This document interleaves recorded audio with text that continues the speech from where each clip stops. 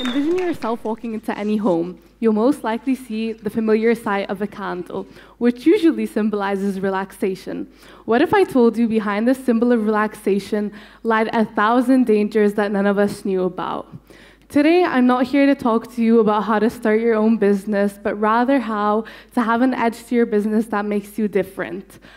I started my business 3 years ago during quarantine. I had a lot of free time on my hands because it was lockdown. I was doing all the basic things a kid would do at the time. I was making TikToks, cooking, watching TV, but I wanted to do something useful with my time. I'd always had a passion for entrepreneurship since I was young. At the age of 10, I had a cupcake business. When I was a bit older, I used to do lemonade stands. When I was 12, I started making jewelry with a friend, but candles was the one that really stuck. I realized whenever we would travel abroad, my mom would always buy candles with her. When I asked her why, she said because the candle scents in Egypt were very basic, like lavender, vanilla, oud, and she had gotten bored. She wanted something new, funky, and fresh.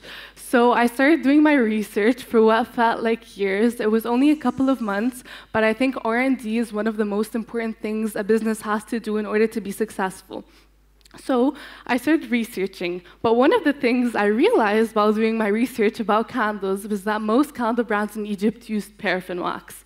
Paraffin wax is extremely harmful to us because it releases toxic fumes, which are carcinogenic. It's a petroleum-based wax that is not only harmful to us as humans, but also to the environment around us. So I knew I was for sure not going to use this wax. I decided to use an alternative to this, which is soy wax.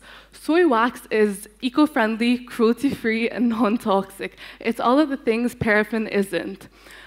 Candle makers opt to use paraffin wax because it's much cheaper, but I opted for the quality.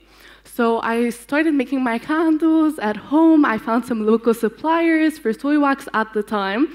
I'll get into that later. And I started making my candles, but I knew there still wasn't an edge.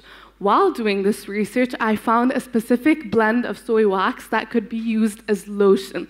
This was the edge. This was what made me different from any other candle brand on the market. It was what made customers choose me over any other candle brand. To this very day, I love seeing people's reactions when I tell them they can dip their finger into that candle and use it as lotion. It's amazing. But also, while starting my brand, I knew I wanted to have some sort of humane aspect to it.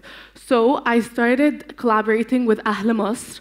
For those of you who don't know, Ahl Masr is a charity that supports burn victims. It is a charity that is now very close to my heart, and is a very important charity because obviously candles are something that can cause burns, so we must be very cautious while using them. However, I think this very positively impacted the burn victims that Ahl Masr supports, not only because of the proceeds we donate, but also because I employed a few of them to work with us, and I can't thank them enough. They're so hardworking and they're an amazing team. So I was very happy with this. However, if you guys are ever thinking about starting your own business, I truly think you need to think of something new. Think of something that doesn't exist that you would have loved to exist. You can't do something that already exists without adding something new to it, or else you're just adding to a very saturated market. There is no new invention. I knew while starting a candle business that the candle market was very saturated here in Egypt, which is why I knew I needed to have an edge to my business. I know you're all probably very bored of me saying the word edge, but I can't make it clear enough. That's the most important thing a business has to have. And while starting your business, don't only think about yourself. Yes, profits are very important while starting a business, but you need to think about others, the community around you, your society, because after all, these are the people who are purchasing candles or whatever you choose to make. Hopefully not candles, so you're not my competitors, but hopefully you're helping not only yourself, but people around you. There has to be a mutual benefit. And sustainability should be the norm right now. It shouldn't be something that a brand doesn't have. So I'm going to leave you with 3 tips that should help you start your own business. Number 1, make sure you're completely and utterly interested in what you're doing. Because if you're not, you will get bored and you're going to find a way to not make your business succeed. You need to put as much time and effort into your brand as you possibly can to make sure it becomes something big in the future.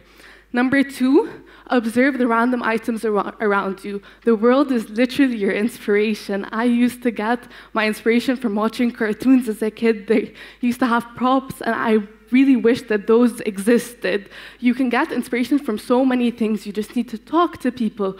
Look at your day-to-day life, how things can be improved.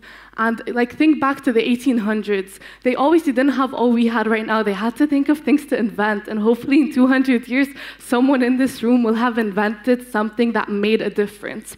And number 3, make mindful choices. I know not everyone has that spark of entrepreneurship, but even if you don't, make mindful choices in your everyday life. Don't buy that plastic water bottle. Don't use that plastic straw. Try to be mindful. Think about the people around you, not only yourself. And if you are starting a business, think of ways you can improve the world. And hopefully together, we can turn the boring into the extraordinary. Thank you so much.